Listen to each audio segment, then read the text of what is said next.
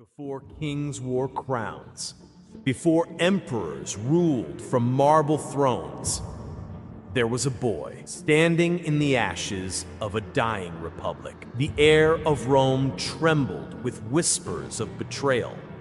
The Senate shivered under the weight of ambition. And amid the chaos, a name began to rise: Gaius Julius Caesar. Before he became a conqueror, he was prey. Before he ruled the republic, he was hunted by it. And before the world feared him, Rome tried to silence him. They say Rome was built by wolves, but Caesar was forged by storms. Born on July 13, 100 BC, Julius entered a world of fractured power and dying ideals. The Republic, once mighty and united, now devoured itself from within. Senators turned daggers into debate. Generals turned loyalty into profit. In that chaos, the boy Caesar watched, listened, learned. His bloodline was ancient, tracing back to Venus herself through Aeneas, the Trojan hero. Whether truth or myth, Caesar believed it.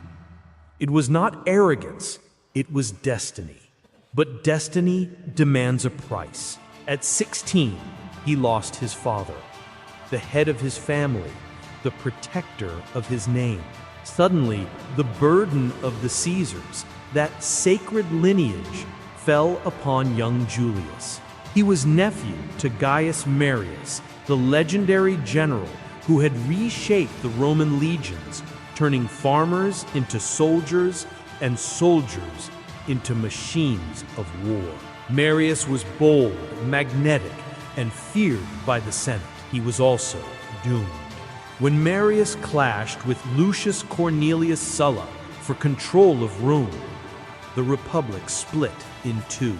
Swords replaced speeches. Loyalty became a death sentence. And when Sulla seized the city and crowned himself dictator, he purged every enemy, friends, allies, and even families.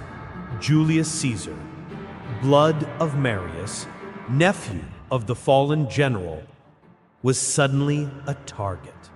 He fled. From marble halls to muddy camps, from noble robes to the armor of a soldier. To survive, Caesar did the unthinkable. He enlisted in the army, far from Rome, far from Sulla's reach. There, in the rugged lands of Asia Minor, he began to transform. No longer the fragile noble, no longer the hunted boy. Under the thunder of battle and the clash of steel, he became something new. At Mytilene, when Roman allies fell under siege, Caesar led a desperate assault. Amid arrows and screams, he lifted the standard from a dying centurion and charged through the breach. For that act, he earned the civic crown, one of Rome's highest military honors. It was more than a medal. It was proof that destiny had not forgotten him. When Sulla died, the chains on Caesar's life fell away. He returned home, a soldier reborn. But the Rome he came back to was not the one he left. His inheritance was gone, his fortune stolen, his enemies waiting. So he turned to the one weapon no tyrant could confiscate: his voice. As an orator, he was unstoppable. His words cut deeper than any sword. He spoke with fire, logic, and something more: conviction. Even the most jaded senators found themselves listening. The people adored him. The elites feared him. And yet, his destiny demanded a darker test. Imagine the sea. Black waves whispering against the Aegean shore. A ship sails, carrying a young man bound for glory. Then, chaos. Steel on wood, pirates. Caesar is captured, his crew slaughtered. When they demand ransom, he laughs. They ask for 20 talents of silver. He tells them, Ask for 50. They mock him. He smiles. For 38 days, he lives among his captors, reciting poetry, giving orders, sleeping as though he were the commander of the very men who chained him. Then, freed by ransom, he keeps his promise. He gathers ships, hunts the pirates, captures them all, and crucifies every one of them just as he had warned. It was not cruelty. It was the beginning of Caesar's legend. Rome whispered his name differently now, not as a fugitive, but as a force, and forces cannot be ignored. The legions awaited him, 24,000 men, sharpened by discipline and fire, ready to march across Gaul, a land of forests, rivers, and tribes that defied Rome. The Helvetii moved first, leaving a trail of destruction. Caesar climbed a hill and gazed at them. 4 legions lay before him, another 4 hidden behind the tree line. The clash was brutal. Arrows darkened the sky, spears shattered shields, the ground became mud and blood. At the perfect moment, the hidden legions charged. The Helvetii were crushed between 2 forces. Victory. Swift, precise, merciless. This was only the beginning. Gaul, wild and divided, would test Caesar like no other land, and he would not falter. The forests of Gaul whispered danger. Rivers glinted under a pale sun, but their waters carried no mercy. Julius Caesar stepped onto the soil of conquest with an army forged from discipline and iron. Every soldier knew him, not as a senator, not as a nobleman, but as a commander who shared their pain, their hunger, their fears. The Helvetii were first, a mass of warriors, larger than any army Caesar had commanded, moved like a living tide, destroying everything in their path. Caesar observed from a hilltop. The smell of wet earth, blood, and iron filled his nostrils. He calculated. He waited. When the moment came, he unleashed the hidden legions. The air was torn with the roar of battle, the crack of shields, and the screams of men. The Helvetii fell. Some were freed, but many were sent to Rome as slaves. Victory had a cost, but Caesar paid it with precision, not chaos. This was only the beginning. The forests, the tribes, the rivers, all would bend before him. Alesia stood atop a hill, its walls defiant, its inhabitants desperate. Vercingetorix had gathered every able-bodied warrior, determined to crush the Roman legions. Caesar, standing before his men, felt the weight of destiny press upon him. 2 walls, one to contain the city, one to repel the approaching relief army. The Romans dug, lifted, and built as if the very earth obeyed their will. Arrows rained down, siege towers groaned, and yet Caesar remained calm. When the Gallic reinforcements arrived, the Romans held. Discipline, courage, and Caesar's vision triumphed over sheer numbers. Vercingetorix surrendered. The Republic heard a new master of war, but one who commanded not by title, but by fear and awe. Rome waited. The Senate watched. Caesar returned not to applause, but to suspicion. His alliance with Crassus, the richest man in Rome, and Pompeius, the greatest general alive, was uneasy, precarious. Political tension crackled like lightning. Caesar maneuvered with the mind of a general on a battlefield of words.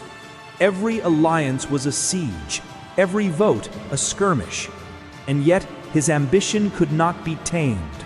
To conquer lands, wealth, and influence was to conquer time itself. 49 BC, the Rubicon flowed quietly, deceptively innocent. Caesar paused at its banks, legionaries behind him, eyes burning with loyalty. One step would ignite war. One word could end lives. A whisper, almost lost in the wind. The die is cast. He stepped forward. Rome's fate changed in that instant. Civil war erupted. Pompey fled. Caesar's legions marched, disciplined and ruthless. The Republic trembled under the shadow of one man's ambition. In Greece, Pompey assembled a mighty force. Caesar, with fewer men, fought with brilliance and desperation. At Pharsalus, the legions faced cavalry larger than life, a battle almost mythical in its ferocity. Yet Caesar's veterans, trained by hardship, strategy, and devotion, held. They flanked. They crushed. Pompey fled to Egypt, seeking refuge among the pharaohs. But betrayal awaited. He was killed on foreign soil. The body of Rome's great general desecrated. Caesar arrived too late, fury and grief lighting his path. Caesar entered Egypt as a conqueror, but found intrigue deeper than any battlefield. Ptolemy XIII had killed Pompey. Cleopatra, the queen-in-waiting, smuggled herself into Caesar's presence in a rolled carpet. The audacity of the act struck him, but also captured him. The siege of Alexandria raged. Caesar fought not only armies, but floods, fires, and the scorching sun. His ship capsized. He swam to shore amid chaos. Ptolemy drowned. Cleopatra triumphed. And so began a union that scandalized Rome. Caesar and Cleopatra. Together they embodied strategy, passion, and destiny entwined. Their son, Caesarion, a living symbol of ambition crossing empires, would haunt history's imagination. Berenice II of Pontus dared defy Rome. Caesar struck with unparalleled speed. 3 legions, miles of terrain, and Berenice's army shattered. He sent a message to the Senate, brief and brutal. Veni, vidi, vici. Rome marveled. Caesar was unstoppable, but his rise cast shadows in the hearts of men. Senators whispering of tyranny, a republic lost to one man's vision. Caesar returned to Rome. He was dictator, reformer, master of the republic's levers. Calendars changed, debt reformed, land redistributed. The people cheered, the elite seethed. Yet power carries its own weight. Allies became enemies, friendships became threats. Brutus, the man he loved like a son, became a conspirator. March 15th, 44 BC. The Senate chamber awaited. Caesar, warned of danger, entered anyway. The daggers came. 23 strikes. Among the last, Brutus plunged the knife. He fell at the base of Pompey's statue. The man who had conquered nations, survived treachery, and commanded legions, gone. The Republic did not revive. Chaos engulfed Rome.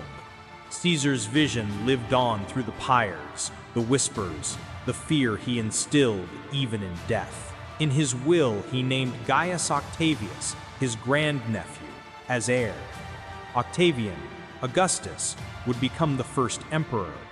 The name Caesar became synonymous with power, a title echoing through empires yet unborn. For centuries, rulers would carry his legacy.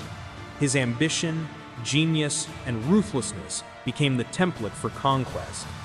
And yet his story is not just one of war, it is the story of destiny, of human will, and the price of glory. Rome wept, burned, and rebuilt. Legions marched, senators schemed, empires rose. But through it all, one name endured: Julius Caesar. He was a soldier, a politician, a lover, a tyrant, a visionary. He was flawed, brilliant, unstoppable. And in the echoes of history, his shadow remains, a reminder that ambition can conquer worlds, but even a god among men can fall.